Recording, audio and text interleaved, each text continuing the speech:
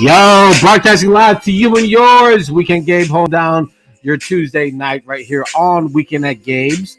Hopefully everyone's having a enjoyable Tuesday night. The week after Thanksgiving, we're into what 20 something days of shopping until Christmas. If you haven't started yet, might want to try to get that in ASAP. Don't forget to give us a follow on the social at Weekend Gabe. And also give us a follow on here on Twitch. We got a great show coming up in just a few minutes. Already in the guest room early, like I like my guest, Jamal Science. Has the new album out sooner than later. Just dropped yesterday. And also he's going to be premiering it later on tonight. So we're going to talk about that. And then later on at the bottom of the hour, we're going to be talking with Freddie Got Soul about her, which is another fantastic local Chicago record. So hopefully everyone's going to stick around for the entire hour and get into these conversations with these fine Chicago artists. If you haven't been following the social medias today, kind of big news happened when Elliot Page, formerly known as Ellen Page, announced that he is transgender in an open post on Twitter. Of course, this brought out the naysayers and the negative types, but I think this is a pretty good moment to champion anyone who feels good about being themselves. So shout out to Elliot Page. You might know him from the Umbrella Club or Umbrella Society, whatever that show on Netflix is called. But also, I know him from Juno. So shout out to Elliot Page for taking that leap today. He also mentioned about the number of transgender deaths and homicides that have happened this year, and mentioning a call to action on behalf of the government to address that. So, in his moment to champion his moment, he decided to also bring awareness to other transgender violently affected by their decision or choice to be themselves. So that was today. What else happened today? Oh, not only today, but over the weekend. If you weren't following any of the Legends Fight Club thing with Mike Tyson and Roy Jones, but also with Nate Robinson and Jake Paul, you really missed the moment in pop culture. First off, the real hero of the night was Snoop Dogg, who should, I think everyone would agree, should be telecasting games for real. His telecast or his commentary was spot on, just super fun and enjoyable. But Nate Robinson getting knocked out by Jake Paul was probably the downside. And just one of the most horrific things you could have, just would want for someone to just be absolutely smeared across social media. I think the worst thing that could probably happen to someone is probably two things. One, getting caught sleeping, and two, having a GIF made of the worst moment in your professional life. I just don't think that anything worse could. I mean, there's many things that could happen, but I don't want to become a GIF. Especially just for being knocked out by a guy that you said that you were going to do it for the culture and do it for the NBA, and then you got smashed. That's just not the good thing. But anyways, the crazy part about that whole experience, the Mike Tyson Roy Jones Jr. fight was kind of bland, but afterwards is when it really got hot. According to Future.com, they're reporting from TMZ that said that after Mike Tyson was leaving the Staples Center where the fight took place in Los Angeles on Saturday night, a man approached Mike Tyson and was like asking to fight him. And Tyson was like, nah, that's probably not going to end up well for you. And then the guy decided to reach for he took a swing at Mike and then reached for his wristband. But then Tyson's team jumped on him before anything. But trying to fight Mike Tyson, even in his 50s, that's not the move. I wouldn't want to fight Mike Tyson at 80. Just leave that man alone. That man ain't doing nothing but just living his best life.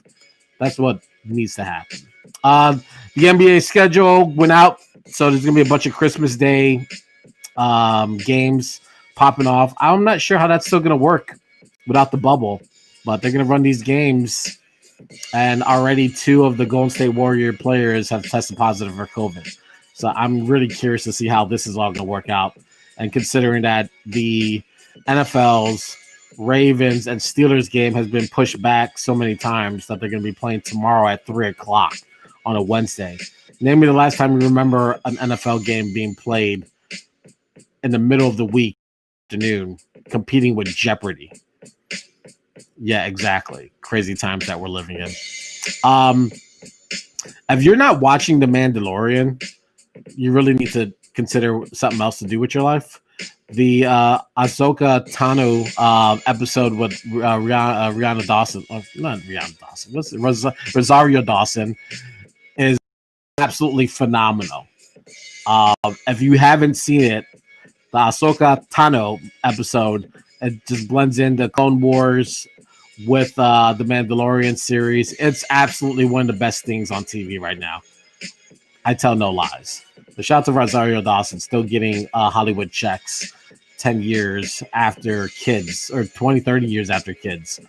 If you haven't seen that movie either, I highly recommend it. Speaking of movies, Wonder Woman 84 is going to be the first 4K movie on HBO Max.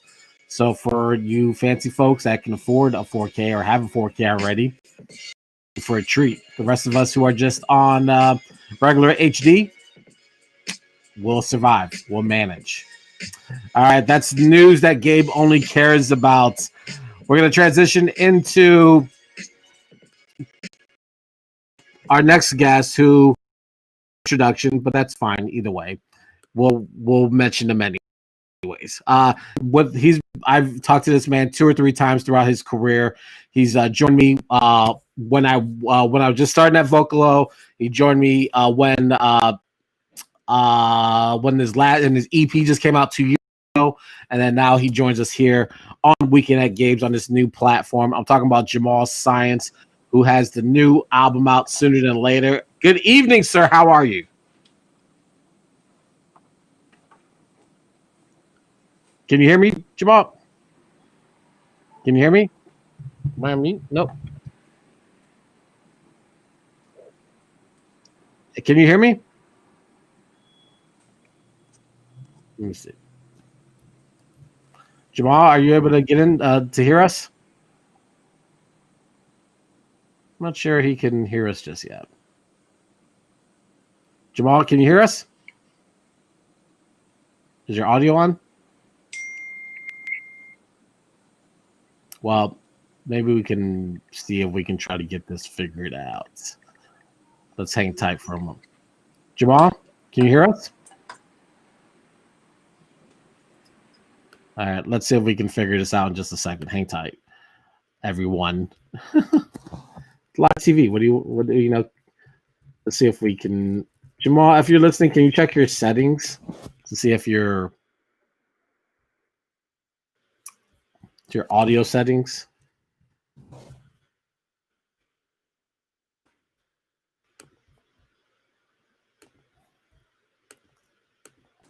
Let's try it again. Jamal, can you hear us?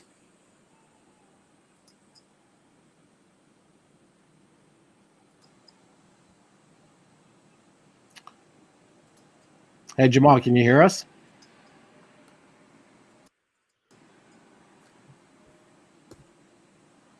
Can you hear us? I don't think he probably doesn't have our screen up. Maybe that's what's going on. Let me send him a message to see what's going. Let's take a quick break. We'll be back right here on Weekend at Games. Hang tight.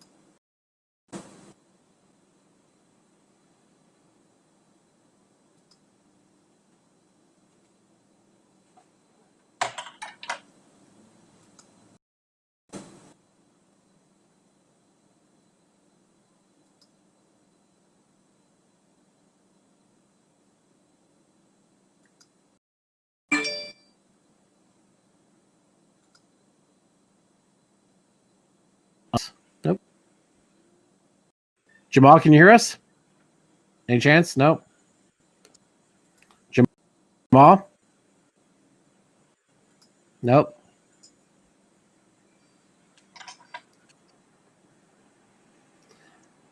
Can you?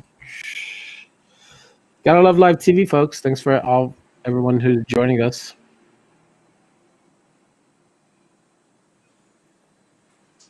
Hey, everyone who's joining the chat. Yeah. There you go. I can hear you now. I can hear him.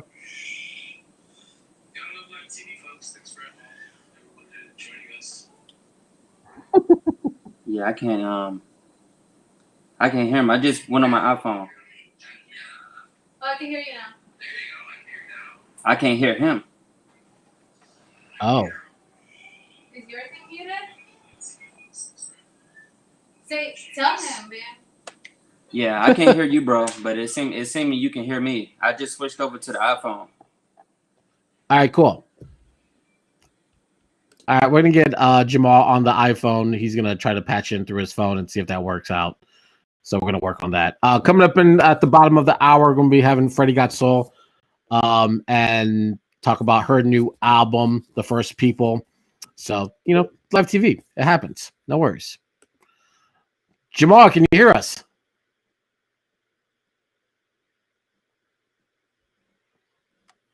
Jamal, are you able to hear us? What is going on? Can you hear us, sir? Yeah. Cool. All right, great. Can you hear me? Yeah, you sounds great. All right, man. I'm sorry about that, bro. The Mac was tweaking. It happens. Don't worry. It's it's live. It's it's gonna happen. I had to switch over to the iPhone. All right, cool, man. We appreciate you joining us. I'm glad we were able to get that figured out. How you doing tonight? I'm pretty good, bro. Good. You excited? The album is out sooner than later. It's been a long time in the making. You put the EP out a couple years ago, but to put a full album out, that's exciting. It's been a long time. Yeah, man.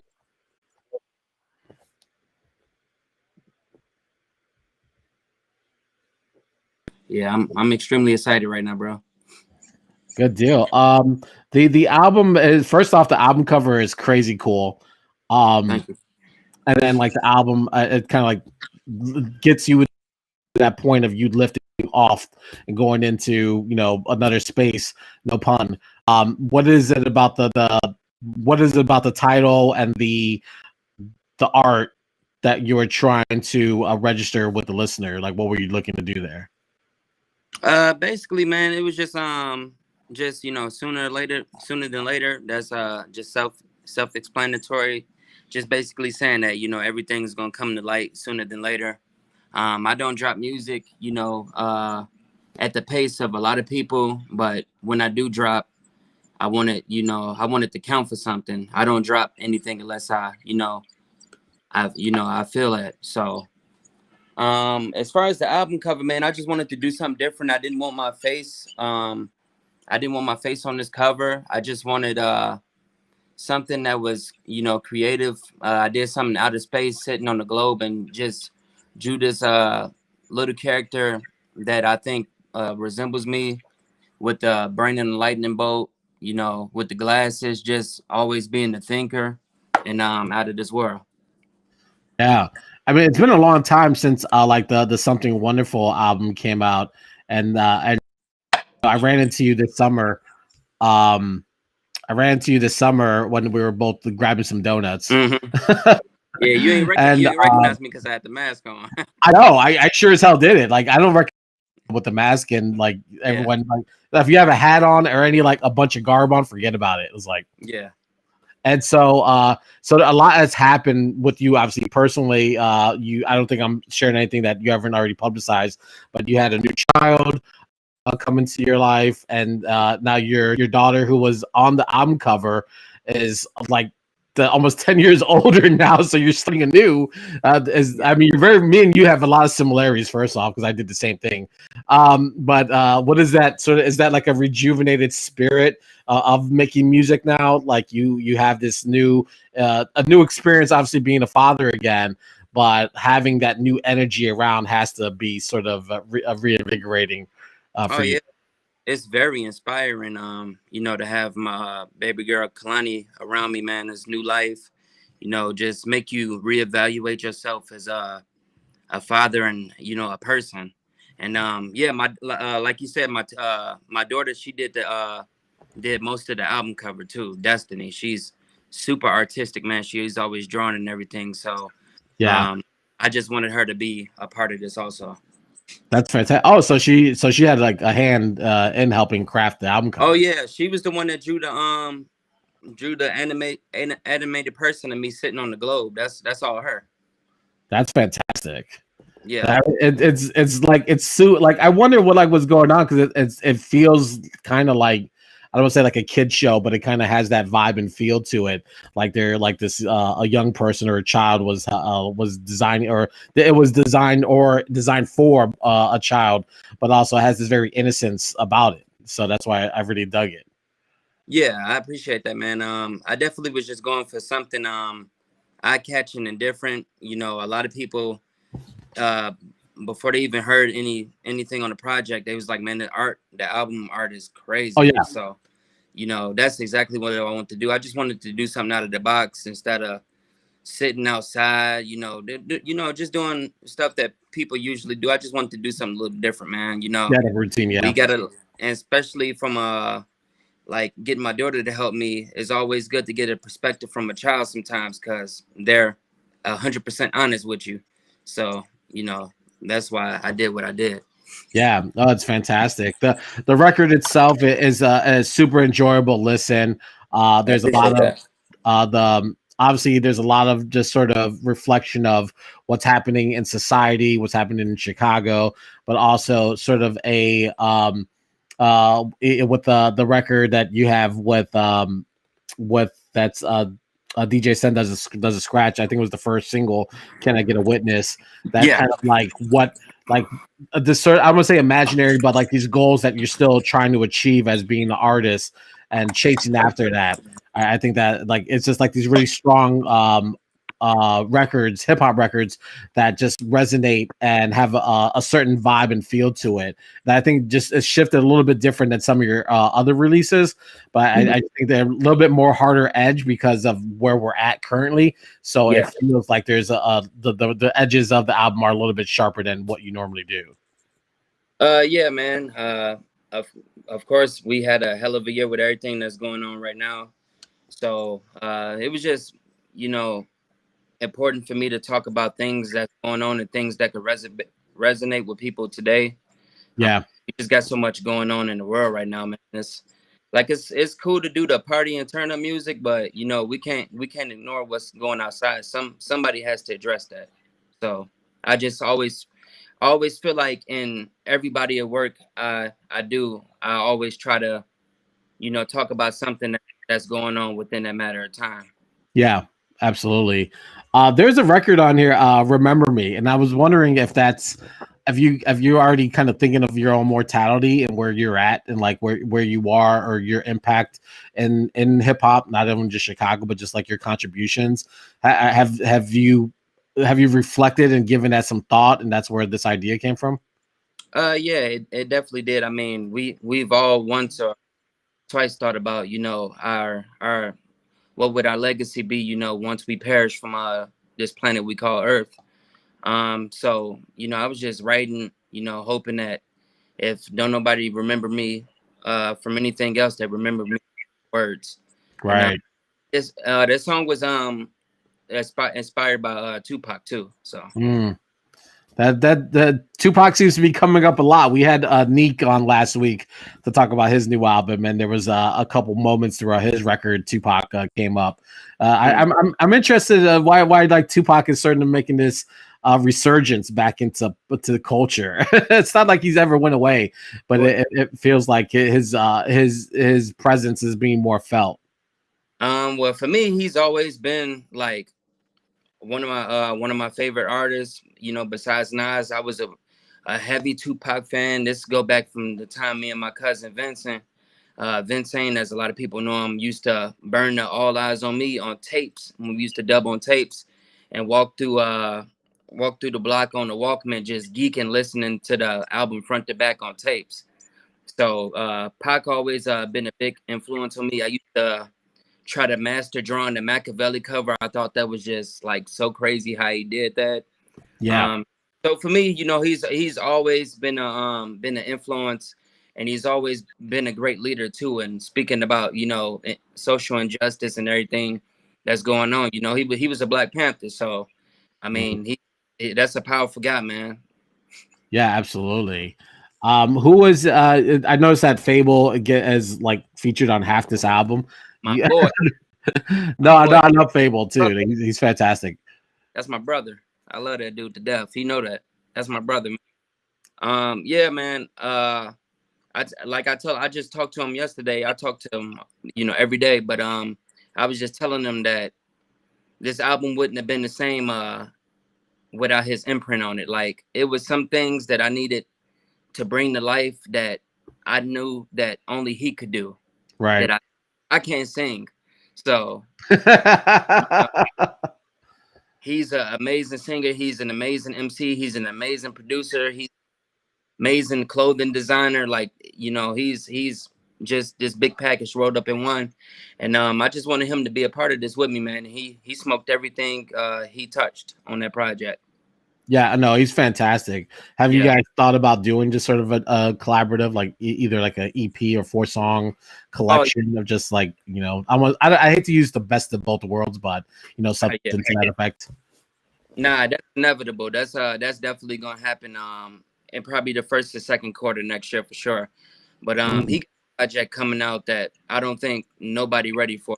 It's so amazing. It's so different. You know, I think he's gonna break the mold with this project.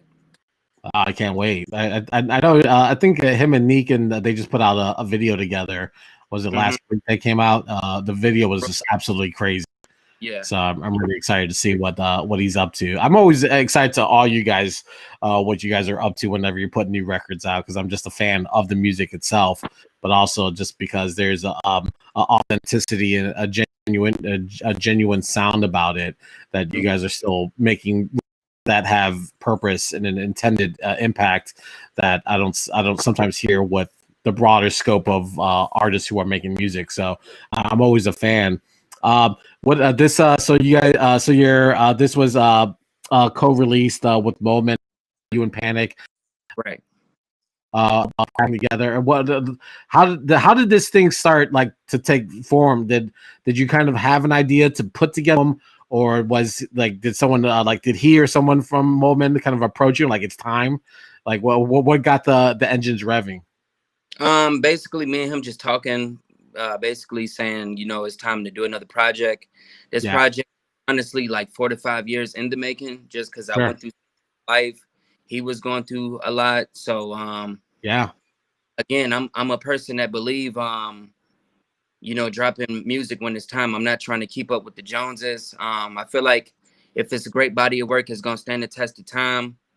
I like to I was talking to my father about it when I had to push the release another week, because we were still tweaking, mixing, and mastering. Shout out to my man Private Stock. But I was telling my dad, like, he was looking for it, and I'm like, you know, I had to push it another week because we're doing some tweaking.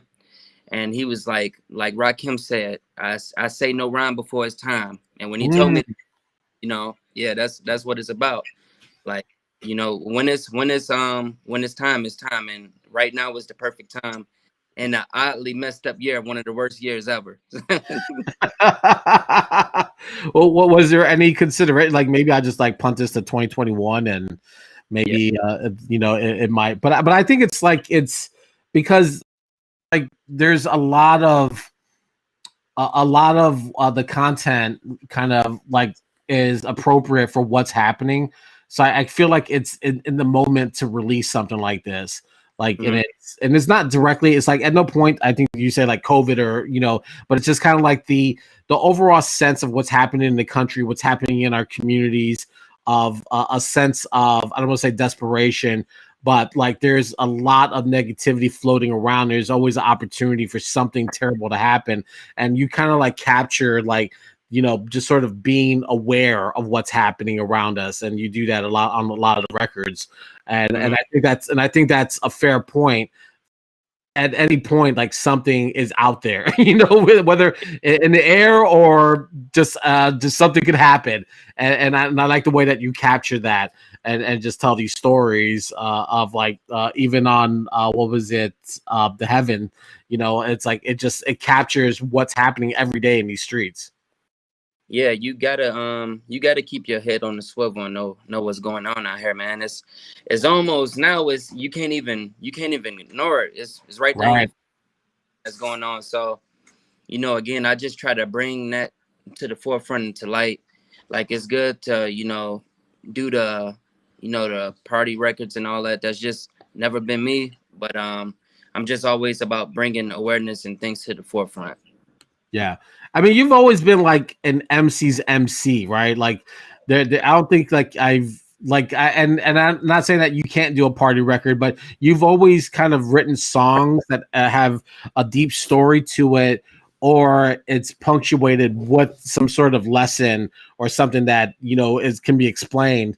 And that's fine. There's nothing wrong, but like you. So I understand that you take this writing and being a hip hop artist or artist in general very serious. There's no space to like experiment and start doing dance records because that's Right. not what your speed is. Right. Yeah, I appreciate you for calling me an MC's MC. I believe that too, but I'm not perfect. I definitely tried to dabble in like making the party records and it didn't go over well. Like, I just know my lane. Like I made a couple that I'm not gonna give you the names to, but it's like, yeah, that wasn't it. So, I just know my lane, man, and I just stay in my lane, but at the same time try to, reinvent my sound every time, not trying to stay in the box. Yeah. I think there's always room to grow as an artist without having to jump the shark, Right. and just do something wildly inappropriate that could just like sway Right. opinion. And then like you were so much better when you were doing the older stuff. I think that's like the worst compliment someone could get because it just means that they're not growing. That's the Nas and Illmatic bit. Yeah. That man is in his 50s. Like, he's not gonna give you what he was when he was at 18, 16, 18 years old. That was back then. Like, people gotta stop doing that, man. They gotta let the artist grow. Oh, absolutely. And I think far too often people get stuck. And I try not to do as a listener of music. Even though like the Something Wonderful album is still an amazing listen to, and I check it out from time to time. I always find myself going back to it, but I try not to, as a listener, get too caught up back in. And I've made a point to myself as like you can get into these playlists from the '90s and the early 2000s and all these classic records, and you can find yourself conditioning yourself to only listening to that and not opening yourself up to accepting something that's new or newer from someone that you love from 10, 20 years ago, because you just conditioned your mind to like, this is all I'm going to like from them. And this is the only thing I will ever accept. I've been trying to divert myself from doing that and spending too much time in those classic records or those portals of the internet, because it can really corrupt the way you think and listen to music. Yeah, definitely, man. Like I said, it's just always best to, some people kill themselves artistically trying to stay in that realm to please fans, Right. trying to stick to that sound, or I gotta create this sound, or even sometimes it's almost like a curse, like when people do a part two of an album that they drop. Like AZ got this Do or Die 2 coming out, and I'm like, it could be like, what if it ain't do or die? You know what I mean? Just like Coming to Right. America. I'm not looking forward to that. Like, Coming to America is one of my favorite movies. Mhm. What if America 2 is not good and can't live up to that? That's Coming to America is a classic. Right. It's just, sometimes, but then again, it's the fans that make the artists like that, where the artists feel like I have to stay in this box. They want this sound, and they can end up assassinating themselves in the same breath. Oh, absolutely. Yeah, I'm not. The funny thing about the AZ thing is like I talked to him back in like 2010, right when I was getting the podcasting. We got him as a guest, and that 2010 was when Do or Die 2 was supposed to come. Oh yeah, Yeah, he's been making that for a while, but I definitely hope to hear it. It seemed like he was dropping some stuff a couple weeks ago about it, so it might see the light this year or early next year. Yeah, Muddy Waters too also has been like in the works for a decade. But I will say though, Busta Rhymes Extinction Level Event 2 is phenomenal. Definitely, it is amazingly good, and I didn't expect that. So maybe these OGs in the game may have something left to deliver. I don't know. We'll find out. Yeah. What is it about like Panic is such an iconic producer in Chicago and has stamped his legacy so many times. Like, what is it still like to get music from him or like get his feedback on any record that you're working on? That's dope, man. It's always good to get game from the OG, man. Like you said, man, he's one of the Chicago legends in this hip hop thing, bro. Like, yeah, definitely one of the Mount Rushmore Chicago producers for the underground to do it. Yeah, man, it's always great to get good feedback, but it's also good as an artist because we get to pull things out of each other. So at certain times he'll pull the best out of me, and then sometimes I pull the best out of him, and we'll both inspire each other. But yeah, man, it's definitely good to still be working with him. Yeah, absolutely. I'm glad that he's still working. I've been begging Vodkill to put that damn album out, God's Guns. Not to be biased though, man. I think this might be some of his best work he's done in a while. Yeah. No, I think the production on this thing, did he how much did he do, and did he do the entire record?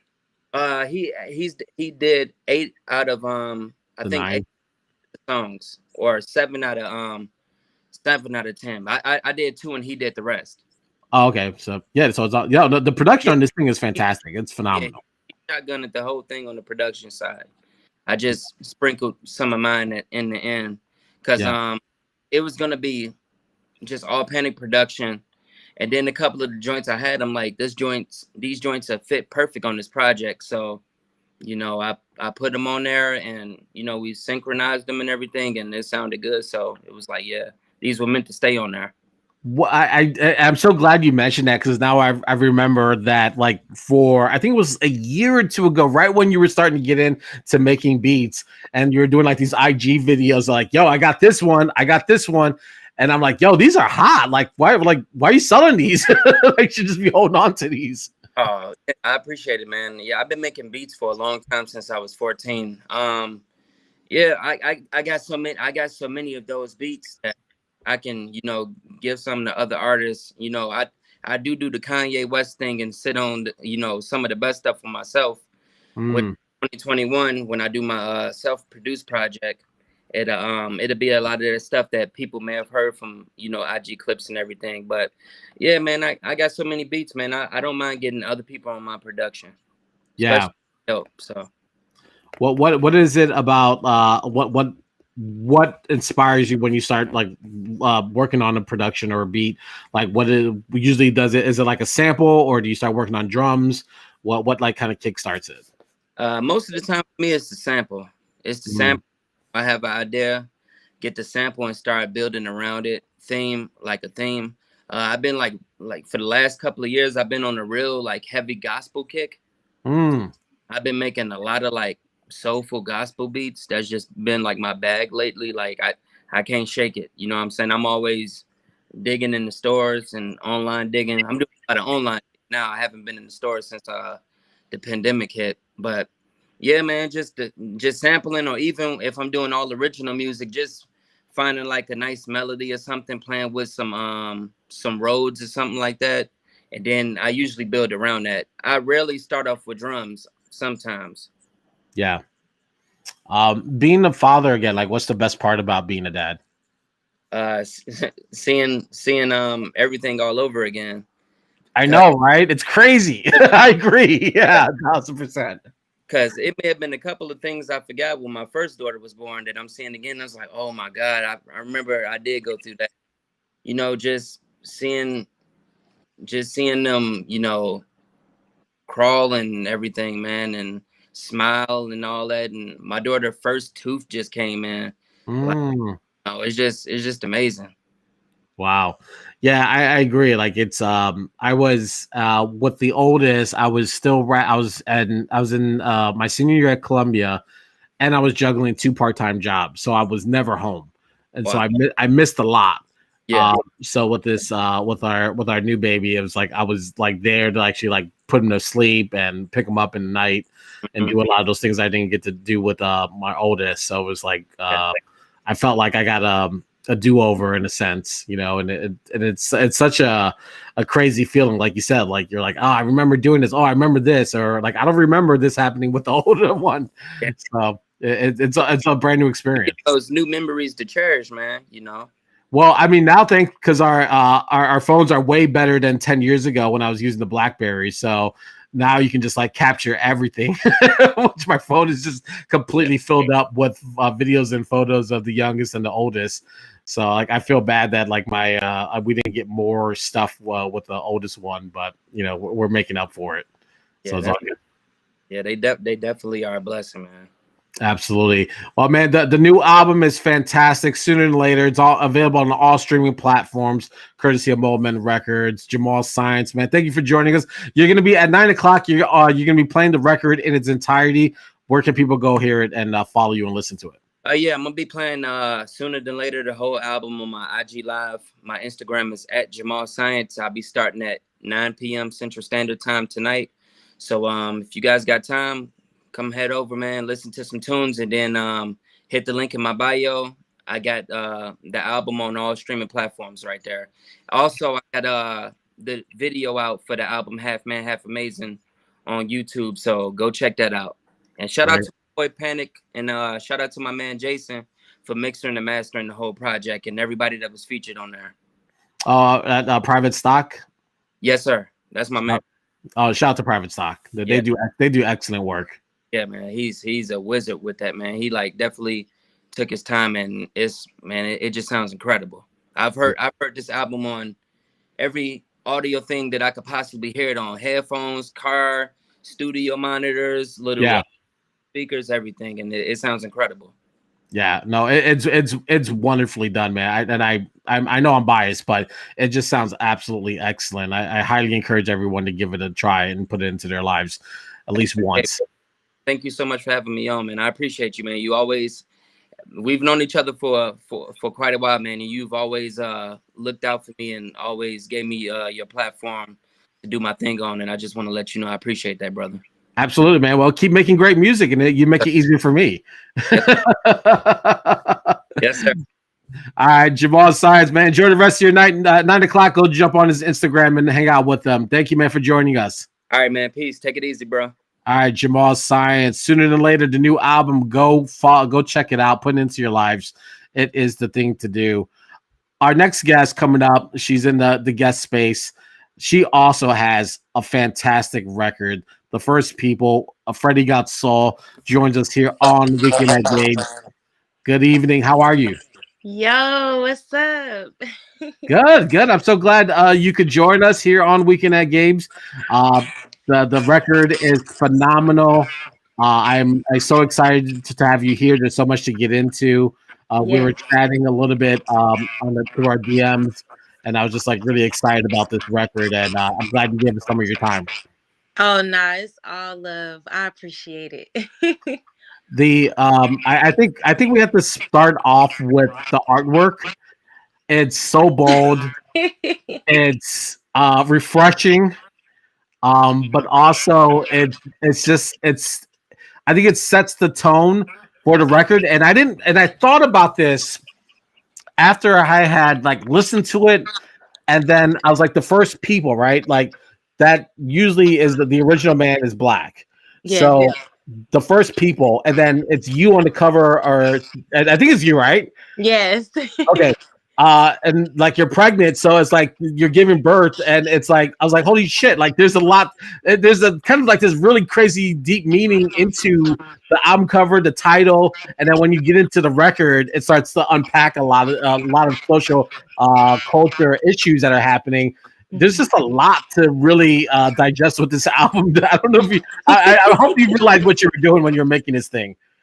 That's so funny you say that, because literally one of my friends I saw them for the first time in a while on Sunday, and when she came through the door, she was like, "Look, I didn't listen to your album yet, but only because I've been moving so fast, and with what you're saying, like I skimmed through it, it's so good that I literally have to sit down so that I Yeah, can like digest absolutely. every single word."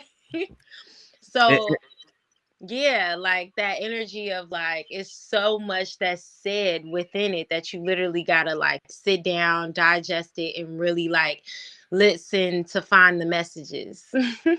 the great thing about this, and me being, I jokingly call myself a dinosaur because I've been around for a while, but that I'm so used to albums being 45 minutes an hour, but because of the space that we're in now, everything's been reduced to like 20 minutes, and there's a obviously a pro and a con to that, but the pro is that you can listen to an album more than once and you don't feel bad, but like you're not investing an hour. Like the Busta Rhymes album is like an hour 20 minutes, so there's a good chance I'm not going to go back through it. But if it's 25 minutes, I can be like I can commit 25 more minutes to re-listen to this thing. But I think it's important to rewind and listen to it because, like you mentioned, there's just so many nuances and just jewels that are being dropped throughout the record that you're not going to get at the first go round. 100%. Yeah. So the first record, Real, I just what's funny is like I listened to your record after I just listened to Megan Thee Stallion's album, Yes. which is a complete like just and what is it? How did I frame it? It's an empowerment for women, but also a very sexualized album. And then so when I jump into Real, it's like it kind of like picks up where she left off. Where you're like talking about men and like sort of like they're like them being on your level or looking for someone that's on your level. How important is to talk about like that empowering women, especially women who are often demonized for being sexual, but now it's like it's a time where that's being an empowerment or that's proven to be a positive to discuss now. Right. Like when I wrote Real, um I was like, like I'm tired of being put in a box of constantly just talking about social issues and like things that's going on in the world. And I really want to feel myself and I really want to liberate myself sexually Right. in a way that makes me feel good and not necessarily doing it to please other people or not doing it with the thought of, oh, this is going to get the most plays because I'm talking about sex, but really just to see how far I can go and, like conceptualizing my sexuality. And I think it's fun to talk as a woman about, my boundaries, what I'm willing to do, for the man that's for me. Right. And and then like my boundaries and what I'm not willing to accept, what I'm not willing to go through. And I just think as a woman, it's needed. Women need to feel safe and sexy. Oh, Somebody just called me. Can you hear me? Somebody called me. no, But you're fine. yeah, like it's just really important to liberate yourself and be sexy, like, and don't put yourself in a box of, yes, I could be a lyricist and literally talk about sex at the same time. Like I don't have to be a basic rapper to, touch these subjects. I could literally like mix it with what I'm on and literally take people where I'm going with it. So Yeah. that's my favorite one actually right now. Real is a great record. I told you that's a great record. And Yeah. I mean, there's a little vulgarity to it, but it's not impossible for radio play. I think you can clean that up. Right. I'm or like, if they could or do what you WAP, I mean, man. fact. Or what you could do, which would be great, is like remember if you're old enough to remember that like when they would make clean edits of records, Yeah. and they would say like "mother sucker," Oh instead of the no, other I word. cannot stand that. It'd be so funny, like when I hear stuff Let, like that. I highly encourage you to go find a clean edit of Straight Outta Compton. It is brutally good. So it's so good because they really like clean that thing up. It's like they really made it radio friendly when it has no business being radio friendly. Hey, that's a good idea though. I think I'm gonna try that. I'm gonna low key go to the studio like this week and just try to clean it up and see what words I could come up with. Oh yeah, definitely. There's an art to it. It's not easy. I think there is a real art to that. The other record on this album that really was great for me was what was it? Breadcrumbs. Is that what Bread, break bread. bread? There Pretty you go. much. Yeah, and you're like, we're the wealthy and the privileged. It's not enough for you to just post on social media Black Lives Matters. Like there Hmm. has to be more of an urgency and a more of a call to action for those who have to support those that do not have not. And Yeah. that's and the way it was explained, it wasn't just like this really simplistic idea of like we just need the rich to do more. The way it was explained was like it's not, and I've discussed this with other guests who come on, because now that Black Lives Matter is a fad now, and it's comfortable to say, there's not a danger to it anymore. And so hearing you say like, well, just because it's comfortable to say it does not mean that you're accepted, to just that's your only responsibility is just to say that. And Right. I thought that was really clever the way you pulled that together. Oh, definitely. Thank you. Um, Honestly, I just started to see how the movement shifted from okay, yeah, Black Lives Matter created, and then like it's being used and used as a tool to let people know like who we are and that we deserve to live. But it's just started to get watered down like everything else in the world, everything else in America. Like it's almost like America like studies like, okay, what makes them happy? What makes them feel liberated? And then they literally adapt it to their own personal agendas. And Break Bread was meant to be full of frustration, full of calling people out. Like, damn, Kendrick, where you at? Like Yeah.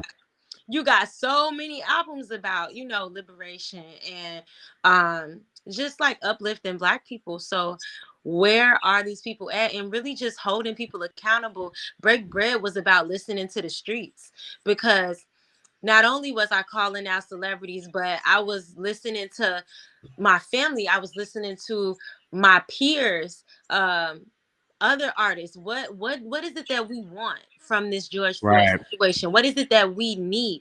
Not just what I thought we wanted, but I my perspective actually heightened with just like being transparent and listening to the needs of the collective, as the community. And a lot of people out here defund the police. Like we need to we need to build another Black Wall Street. We need to literally buy with each other and learn how to not consume so much. And really that responsibility is for us. So I wanted to like just go in on I wanted to go Mm, in on motherfuckers like, look, and really just snatch edges in the process. So yeah. that's what I did. No, mission accomplished. Um, the I read this the piece, the Tribune piece that they did, and like you had transitioned from poetry into emceeing, and that you didn't think that was like a huge leap because there's just so many common areas of the the two agencies of Mhm. creating. Do you feel like you've done EPs, mixtapes, you have an album, you've done a lot of work being a hip hop artist? Do you feel like you're now an MC's MC, like you kind of broken that mold of what people think of a poetry artist, but now you're more identified as an MC? Most definitely. Cause I haven't been to I mean, not saying I wouldn't go back, but I haven't been to open mics in a while. And that's really where a lot of people would know me to, even if it was a rap verse, I would do it a cappella in a way where people like this is poetry, but it'll actually be verses to my songs where, I'm just doing it a cappella and slowing it down a little bit. I grew up off poetry. That was really the beginning of everything for me. And I definitely transitioned because I like I like how I only have this specific amount of time in order to get my point across, Sure. instead of like this whole long ass like explanation of like how I feel. Like Right.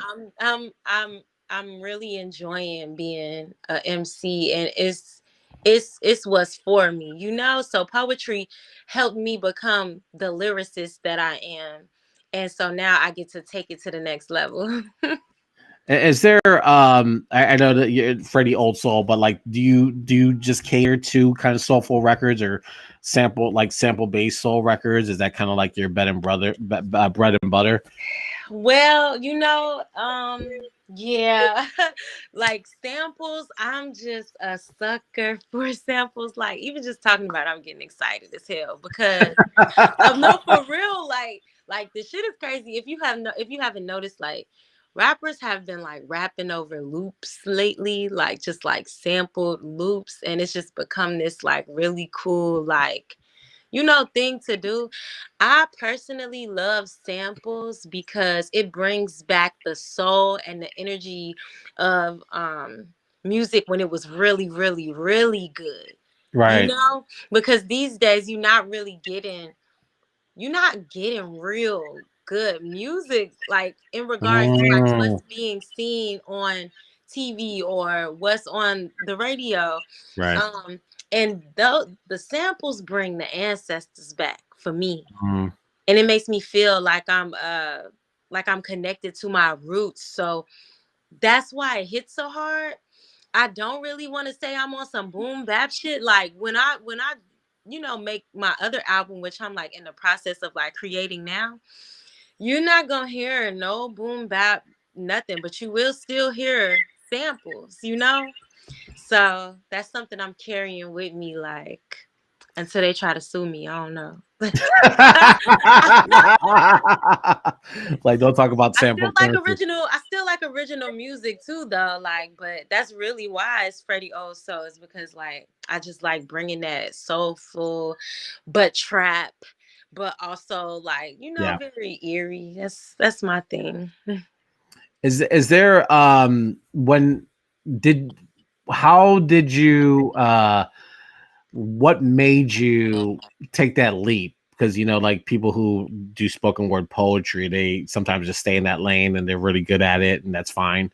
But like, did you kind of already have like a hip hop Jones? Like you're like, I can take this leap. This isn't. Yeah, like so I've been a poet since I was in third grade. It's literally been presented in my life, even like period from that time.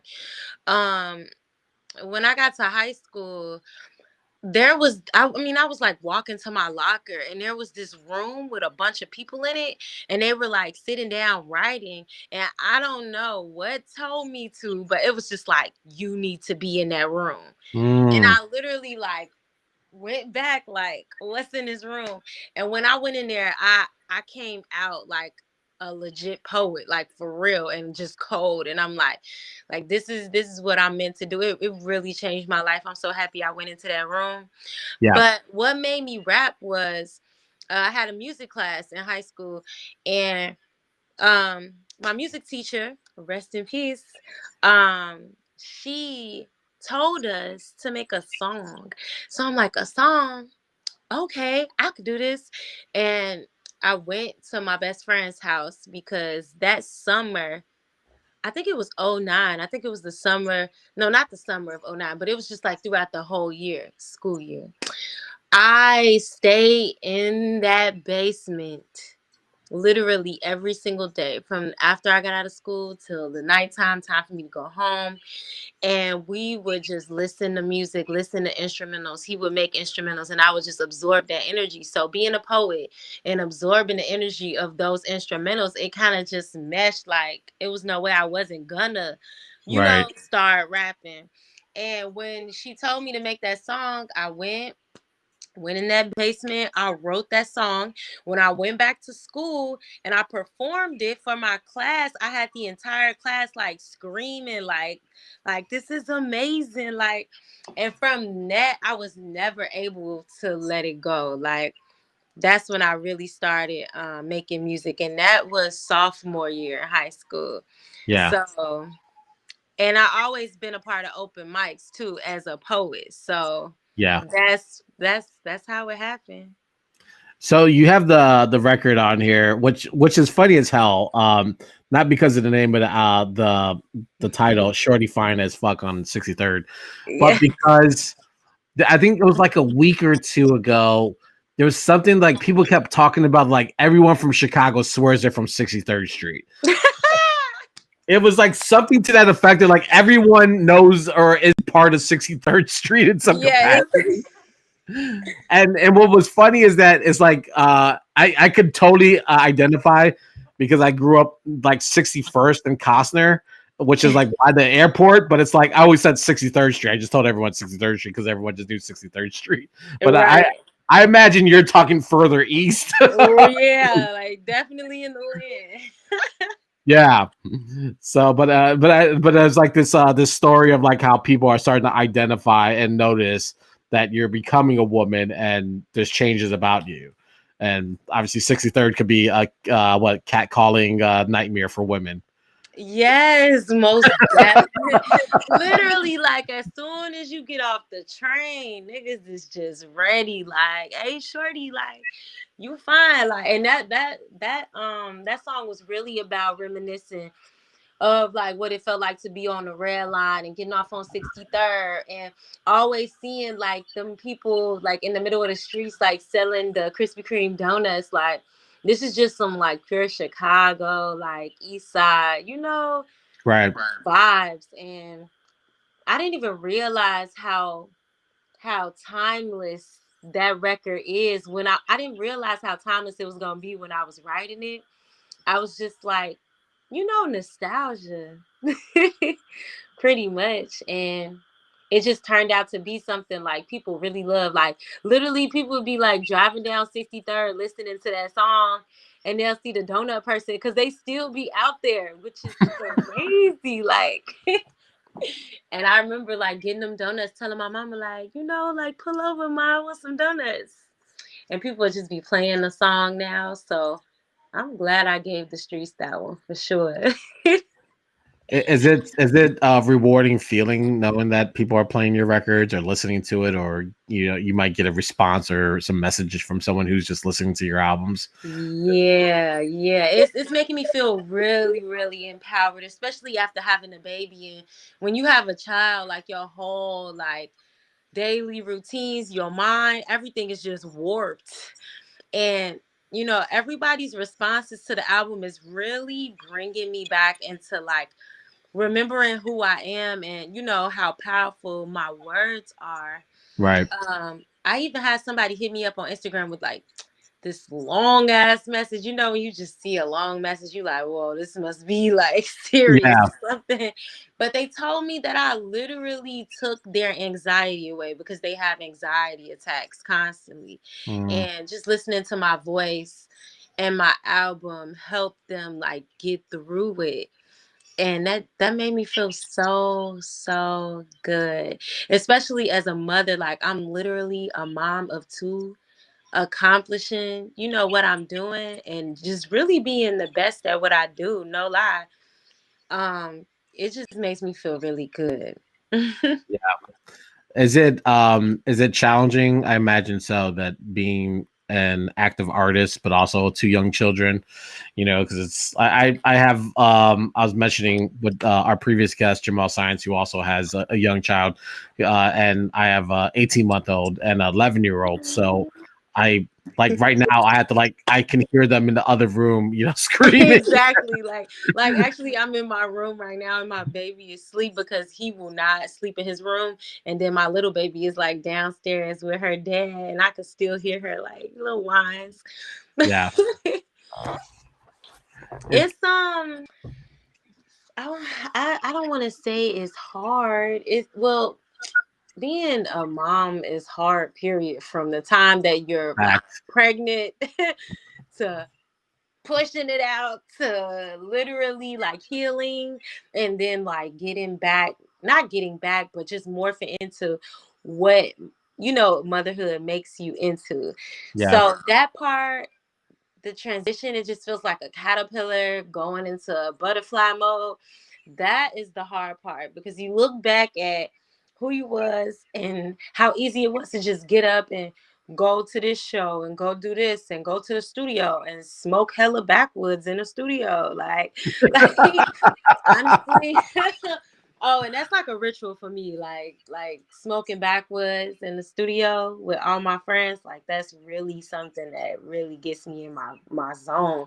So bringing motherhood into my crazy lifestyle, it's been fun. It's been challenging, but it has narrowed my focus. So before I could just get up, do whatever. So I was doing so much and not fully focusing on what's important. But when you have children, you have no choice but to focus on what's important. Fact. So it really helped me now what needs to be like dominant in my life. And now it's really just like either I'm in the studio, I'm taking care of these babies, or I'm doing something in regards to my entrepreneurship or my art, Yep. or you don't see me. Because, it's really no time. It's no time to like play around. I have to like literally focus on my craft and raise these babies at the same time. And thank God for my village, because if I didn't have that, it'd be twice as hard. Oh, absolutely. Yeah, we've been super fortunate as well to have a great support system with our two kids as well. Yeah, no, I always tell people like a single mother is like the how do I say it, like is the hardest working person, or like the most unappreciated person, but like a person who could just do everything. So I'm so thankful that we have a support system, because I just can't imagine trying to do it by yourselves, because it's impossible. Exactly. It's you're not meant to do it by yourself. That's what people, you're not meant to. It's meant everybody need to have a hand on that child, because Absolutely, yeah, definitely, for sure.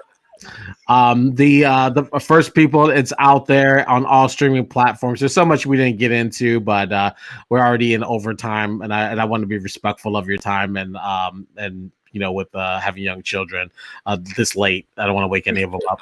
So, but the new album is out there. It's fantastic. I really wanted to let you know that it's a fantastic offering. I encourage everyone to go listen to it and really pay attention to what Freddie's saying on this record, because I think it's appropriate for what's happening today, as well as Jamal's effort we're talking about in the beginning of the show. Both records really fit into the scope of what's happening today in this country. So I think it's a great offering. So I just want to say congratulations. And then hopefully we'll see you in next year with a new album or something new. Seems like you're already in the midst of putting together. For sure. Yeah, you'll see that definitely. All right. Well, I don't know how you're going to do it, but good luck to you. Yeah, I'm like a workaholic, like on some Aquarius. Like I just need to literally do it. And I really can't even be happy unless I'm doing it. So it's a crazy thing. Like I really enjoy working. And you could tell because I'm constantly working. So No, I'm the same way. Like I usually don't do anything until the kids are asleep, and then that's when I like try to edit the show or get the podcast audio. I can't do anything with the kids awake. It's forget about it. It's no, impossible. not at all. Like I'm trying to build my website. Like no. Oh yeah, same here. I'm like too much in, and I haven't really done much. Word, you feel me. You definitely feel me. I'm like, you know what? I'm not sure what I'm doing. Like, let me do something else. Exactly. Like you'll be starting one thing, then you got to do another thing. Then it's like, did I even like do anything? Not at all. So Well, I feel it. cool. Well, thank you for checking in with us at Weekend at Games and giving us your time. We appreciate it. Please enjoy the holidays and have a great new year. And we'll definitely look forward to talking to you in 2021, maybe even in person if everything goes right. I hope so, because I'm tired of these masks. Fact. That's a huge fact. That's a damn fact. All right. Thank you so All much. right. Have a great night. All right. You too. Thank you, Gabe. All right. Freddie Old Soul joining us here on Weekend at Games. That's going to be our time tonight. Enjoy the rest of your evening. Tuesday night, we'll be back Friday with Rich Jones is on deck to join us. And then we may have another guest to pop in as well. So enjoy the rest of your night. Weekend at Games. Don't forget to give us a follow on the social medias at Weekend Gabe. Have a good night. We're out.